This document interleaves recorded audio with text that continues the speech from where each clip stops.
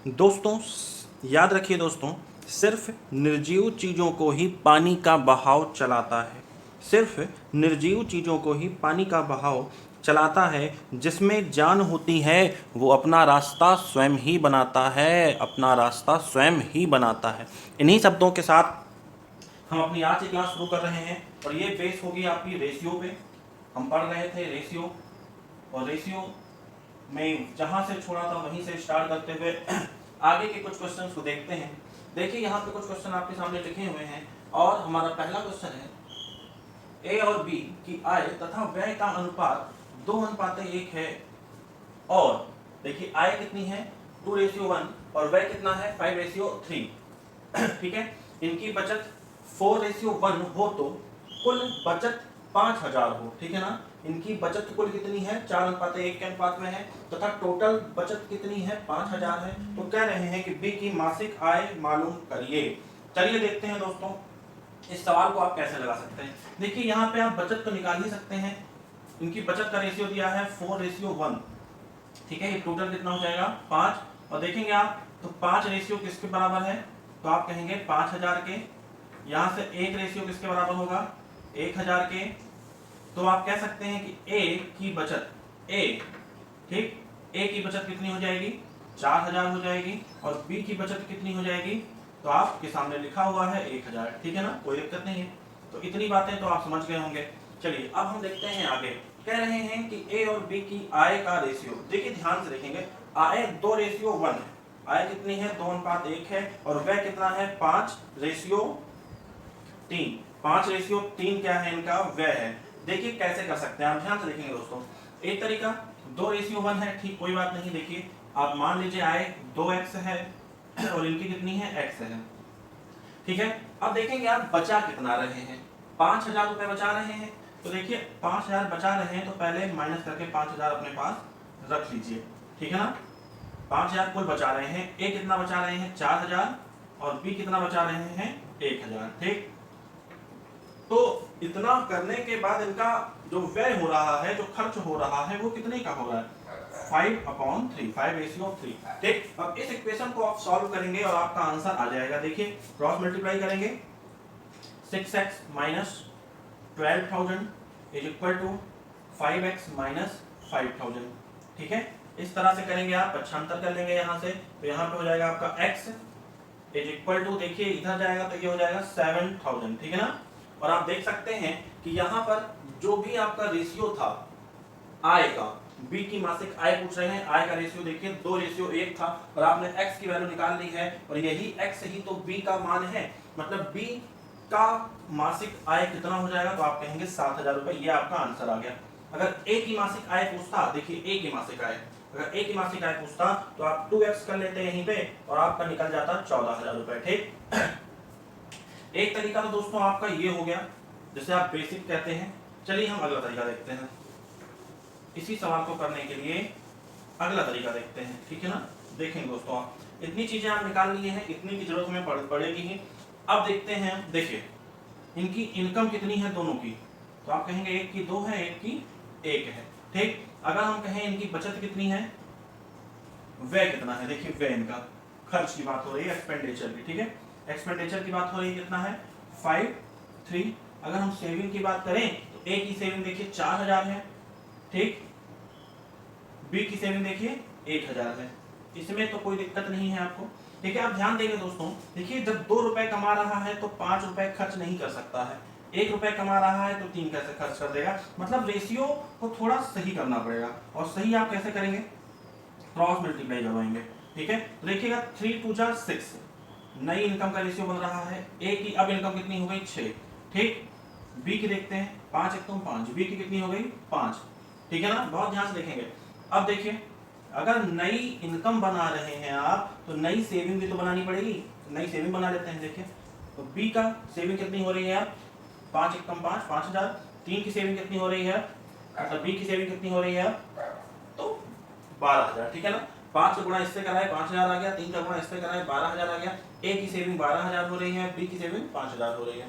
ठीक है, अब आप ध्यान दीजिए इनका अंतर कितना बन रहा है 7,000 का। ठीक है, जो नई इनकम का रेशियो, जो नई इनकम का अंतर है वो कितना बन रहा है 1 रेशियो। देखेंगे ध्यान से, तो 1 रेशियो इज इक्वल टू 7000, ठीक है। ये आ गया आपका बी का मान, बी का आंसर ये है, ठीक है ना। बातों को समझ गए होंगे दोस्तों आप। अगला सवाल देखते हैं।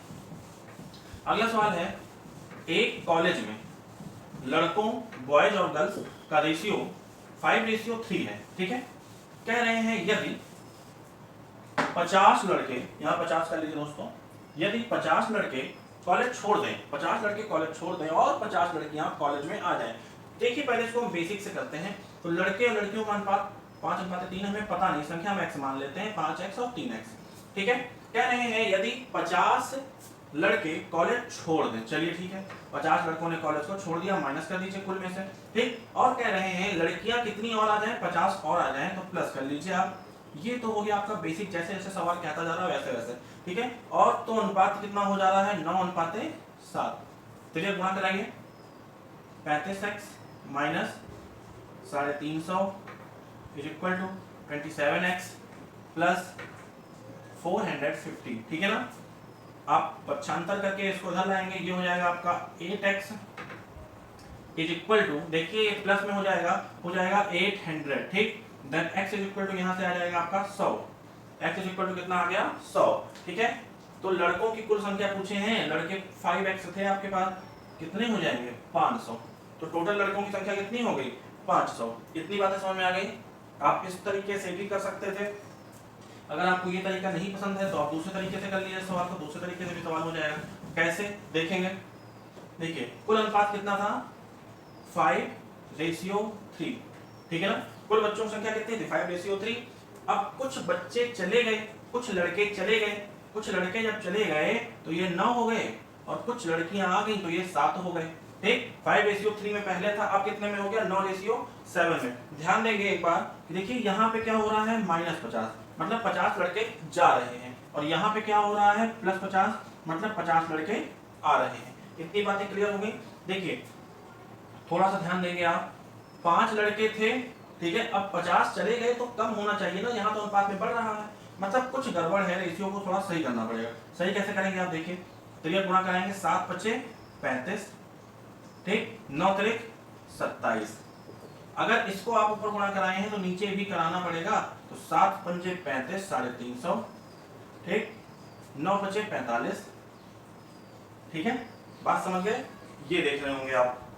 अब ध्यान से देखेंगे आप, देखिए हम क्या करते हैं, इनके बीच का अंतर और इनके बीच का अंतर, देखिए जब आप इनके बीच का अंतर लेंगे 450 माइनस 350, मतलब यह दोनों क्या होगा, जुड़ जाएगा आपस में, आ जाएगा 800, ठीक है। इनके बीच का रेशियो कितना है 8 रेशियो, तो देखेंगे ध्यान से, अगर 8 रेशियो पे 800 है तो किस पे निकालना है, लड़कों की संख्या, मतलब 5 रेशियो पे। कितना हो जाएगा आपका आंसर होगा सर 500 हो जाएगा, मतलब आपका आंसर क्या आ गया 500, ठीक है ना। इतनी बातें दोस्तों आप समझ गए होंगे, ध्यान से देख लीजिए। चलिए अगला सवाल करते हैं, देखेंगे आप। अगला सवाल कह रहे हैं ए, बी और सी की कुल आय 72,000 है, वे क्रमशः 80%, 85% और 75% खर्च करते हैं, ठीक है। उनकी बचत क्रमशः 8:9:20 के अनुपात में है, तो ए का वेतन निकालिए। दोस्तों ध्यान से देखिए, यहाँ पे प्रतिशत में क्या दिया हुआ है, वे क्रमशः खर्च करते हैं, खर्च दिया हुआ है, ठीक है ना। अगर प्रतिशत में खर्च दिया हुआ है, देखेंगे ध्यान से, प्रतिशत में खर्च दिया है 80, 85 और 75, ठीक है। ये है ए भाई साहब, ये है बी भाई साहब और ये है सी भाई साहब। इतनी बातें समझ में आ गई। अगर ये इतना दिया हुआ है तो क्या आप बचत में निकाल सकते हैं प्रतिशत में, बिल्कुल निकाल सकते हैं। ये हो जाएगी 20% बचा रहे हैं, ये 15% बचा रहे हैं और ये 25% बचा रहे हैं। इतनी बातें क्लियर। ध्यान से देखेंगे एक चीज, अब देखिए क्या दे रखी है, देखिए कह रहे हैं उनकी बचत का अनुपात, ठीक है। तो उनकी बचत का अनुपात दिया हुआ है, ध्यान से, बचत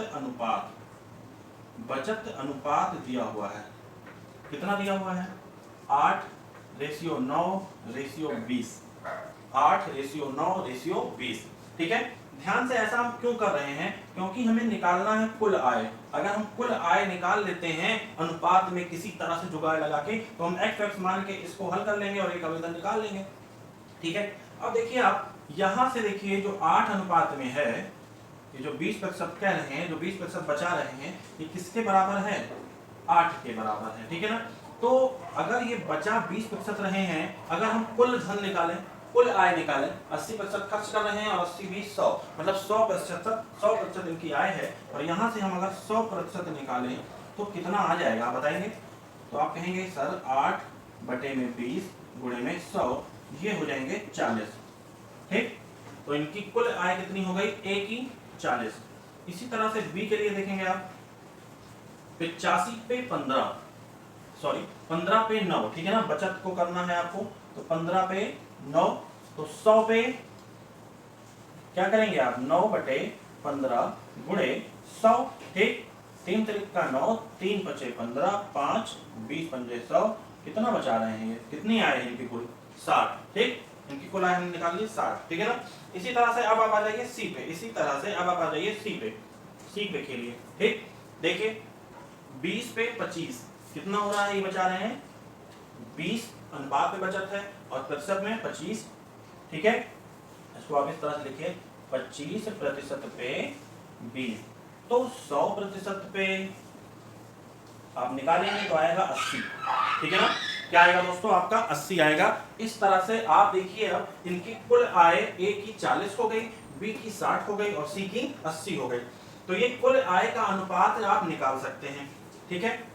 अब देखिए कुल आय का अनुपात कैसे निकालेंगे? A ratio B ratio C, A की 40, बी की 60, सी की 80, ठीक। यहां से रेशियो को सॉल्व करिए, 20 गुना 40, 20 तिया 60, 20 चौके 80, 4, ठीक है ना। ये हो गया इनकी कुल आय का अनुपात, ये हो गया इनकी कुल आय का अनुपात। कितनी बातें क्लियर हो रही हैं? अगर कुल आय का अनुपात ये हो गया तो देखिए 2 3 2 3 5 5 4 9, 9 रेशियो पे कुल आय कितनी है? 72,000। 9 रेशियो पे कुल आय कितनी है? 72,000, ठीक है ना। एक का वेतन निकालना है तो 2 रेशियो पे कितनी हो जाएगी? तो 2 रेशियो पे कितनी हो जाएगी बताएंगे आप? 9 को नीचे लाएंगे, 9 बटे 72 8,000, एक रेशियो पे 8,000 आएगा, तो 2 रेशियो पे कितना आ जाएगा? 16,000। ये हो गया आपका आंसर, ठीक है ना। तो इस सवाल को आप इस तरह से कर सकते हैं, एक तरीका तो ये है। दूसरा तरीका देखिए, अब आप इसको मिटाता हूं मैं, ठीक है।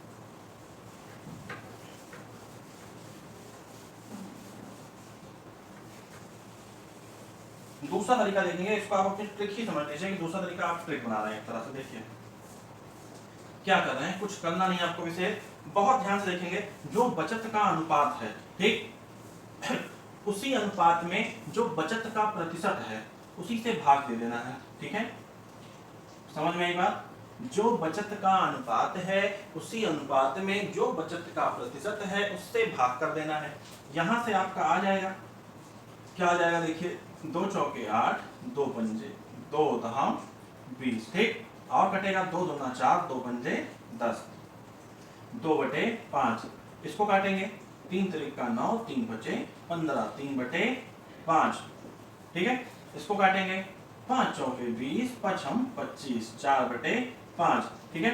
अब देखिए चाहे आप इसका एलसीएम ले लीजिए, चाहे नीचे देखिए, जब डिनोमिनेटर में अनुपात में आपका बराबर होता है डिनोमिनेटर, तो ऊपर उसी संख्या से गुणा कर देते हैं, और जैसे ही गुणा करेंगे वैसे ही आपका ये सब कट जाएगा और रेशियो क्या बन जाएगा? 2:3:4, ठीक। अब देखिए जोड़ेंगे इसको तो 9 रेशियो पे 72,000, 2 रेशियो पे 16,000, आपका ये हो गया दोस्तों आंसर, ठीक है ना। देख सकते हैं आप कितनी आसानी से दोनों ही सवाल, ये सभी सवाल लग गए हैं आपके, ठीक है। आइए इसी पर बेस हम एक सवाल और करते हैं, इसी पर बेस, बिल्कुल सेम इसी सवाल पर बेस एक सवाल और करते हैं, ठीक है ना। देखेंगे दोस्तों आप,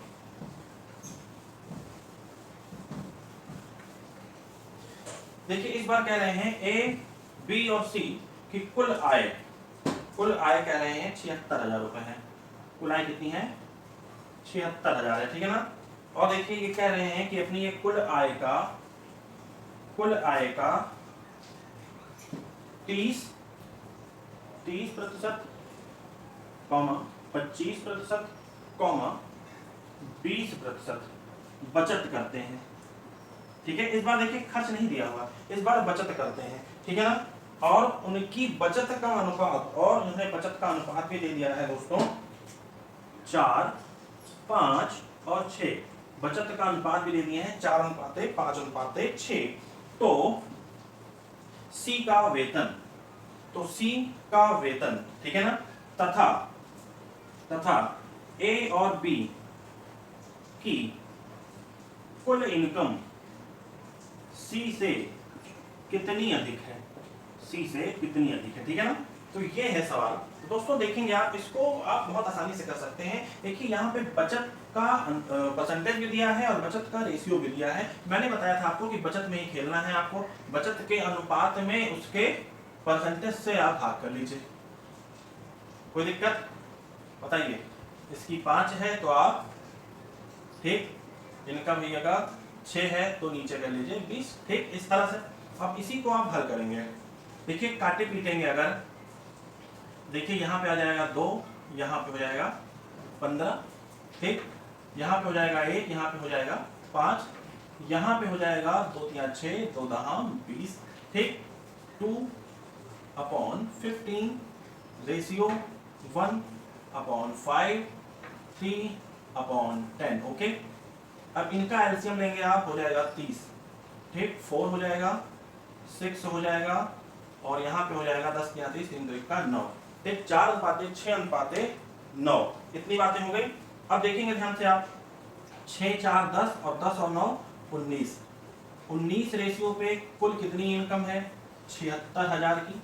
19 रेशियो पे कुल कितनी इनकम है, 76,000 की। तो देखेंगे सी का वेतन तो आप बड़े आसानी से निकाल सकते हैं, सी का 9 रेशियो पे निकाल लीजिए। तो देखिए 19 दूना 38, 19 चौके 76। तो यहाँ से एक रेशियो पे अगर आप निकालें, यहाँ से एक रेशियो पे निकालें तो कितना आ जाएगा, 4,000 आ जाएगा। 19 से भाग लगा देंगे, एक रेशियो पे निकल आएगा आपका, ठीक है ना। तो 9 रेशियो पे निकालें तो 9 चौके 36,000।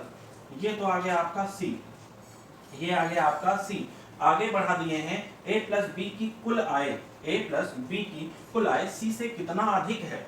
दोस्तों देखिए अब हमने सी का जब निकाल ही लिया है तो बचेगा क्या, अगर हम इसमें से घटा दें तो बचेगा क्या, ए प्लस बी की कुल आय बचेगी, ठीक है, 40,000। ये हो गया ए प्लस बी की कुल आय 40,000 और सी की 36,000। अब कितना अधिक है, मतलब ए प्लस बी की कुल आय में से माइनस कर देना है आपको ये, ठीक। तो 40,000 माइनस 36,000, आपका आंसर क्या आ जाएगा दोस्तों, 4,000। आंसर क्या आ गया है दोस्तों आपका, 4,000, ठीक है ना। इसको आप इस तरह से कर लीजिए, या आप इस तरह से भी कर सकते थे कि भाई ए प्लस बी की, तो आप सोचते ए प्लस बी का पहले निकाल लें, तो हम ए प्लस बी का पहले निकाल लेते, ठीक है। जैसे अब 1 पे 4,000 आ गया और ए प्लस बी का देखिए 6 + 4 10 रेशियो पे खेलते, 10 रेशियो पे 4 40,000 आपका आ जाता, ठीक है। और सी का बचता कितना, 36,000 बचता, और दोनों घटाते आपका आंसर फिर से 4,000 आ जाता, ठीक है ना। तो आप जैसे खेलिए आपका आंसर सही आना चाहिए, ठीक है। तो दोस्तों आज की क्लास को हम यहीं रोकते हैं। उम्मीद करता हूं कि क्लास आपको अच्छी लगी होगी, क्वेश्चन समझ में आ रहे होंगे। अगर क्लास आपको अच्छी लगी हो तो वीडियो को लाइक करिए, शेयर करिए और चैनल को अब तक नहीं सब्सक्राइब किया है तो सब्सक्राइब कर दीजिए। बेल आइकन का बटन जरूर प्रेस करें ताकि आपको अगली नोटिफिकेशन मिल सके। जय हिंद, जय भारत।